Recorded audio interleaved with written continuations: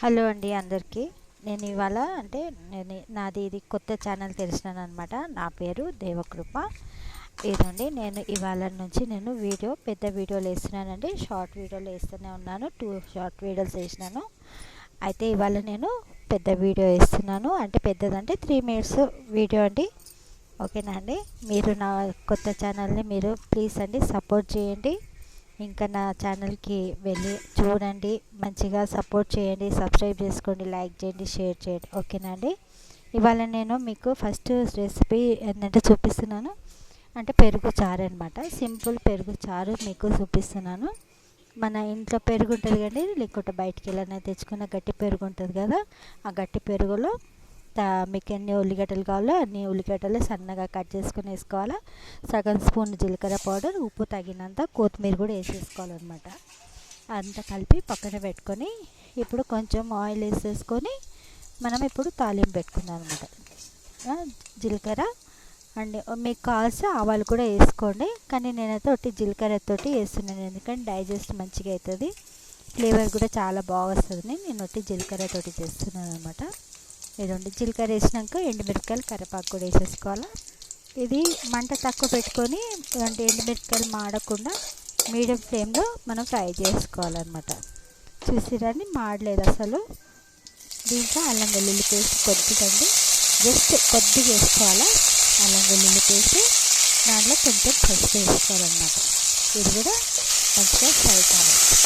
చూసిగా అల్లం వెల్లుల్లి పేస్ట్ మంచిగా పచ్చితనం అంతా వెళ్ళిపోవాలన్నమాట. మంచిగా ఫ్రై చేసుకున్నాక మనం దీంట్లో ఒక గ్లాస్ వాటర్ దీంట్లో వేసేసుకోవాలన్నమాట.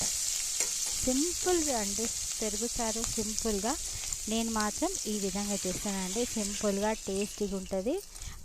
అంటే ఫుల్ అందరు ఎంజాయ్ చేయొచ్చు అనమాట. పిల్లలైనా పెద్దలైనా ఎంజాయ్ చేయొచ్చు. చాలా చల్లవండి, కడుపు కూడా చల్లగా ఉంటుంది.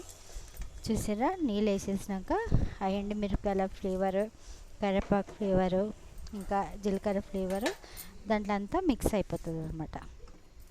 ఈ పెరుగు ఉంది కదండి, ఈ పెరుగులో మనం డైరెక్ట్గా పొయ్యి మీదకి వెళ్ళి తీసి డైరెక్ట్గా దీంట్లో వేసేసుకోవాలన్నమాట. పెరుగు దాంట్లో వేయద్దండి, పెరుగులో ఈ వాటర్ వేయాలి, వేడి వేడి వాటర్ వేసేయాలి. ఇవంతా తాలింపు అంతా వేసేయాలన్నమాట. పెరుగు విరిగిపోతుందని టెన్షన్ పడకండి, అస్సలు విరగదండి. పెరుగు ఏ మాత్రం కూడా విరగదండి, తెలుసా అండి, అస్సలు విరగదు. చాలామంది అంటారు పెరుగు ఇట్లా విరిగిపోతుంది అది. ఈ విధంగా చేసి చూడండి మీరు ఒకసారి, పెరుగు అస్సలు విరగదండి. వేడి వేడి నీళ్ళు ఇట్లా తాలింపు వేసిందే అస్సలు విరగదండి. చాలా బాగా టేస్టీగా ఉంటుందండి పెరుగు చారు. చాలా అంటే చాలా మంచిగా ఉంటుంది, టేస్టీగా. దీంట్లో ఒకవేళ పిల్లలకు పెడితే క్యారెట్ కూడా తురిమి వేసేయచ్చండి. క్యారెట్, కీరా, బీట్రూట్ అయినా ఏదైనా కానీ పిల్లల కోసం చేస్తే మాత్రం ఎండుమిరపకాయలు వేయకుండా వెజిటేబుల్స్ అంటే క్యారెట్, కీరా, బీట్రూట్ కూడా తురిమి వేసేసి పిల్లలకు పెట్టవచ్చండి.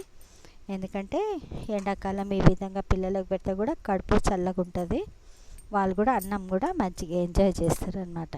ఓకేనండి. చూడండి ఈజీగా టేస్టీగా పెరుగు చారు ఎంత తొందరగా అయిపోయింది. ఏమంతా టైం పట్టదండి, తొందరగా అయిపోయింది. థ్యాంక్ యూ అండి, నా వీడియో చూసినందుకు థ్యాంక్ యూ.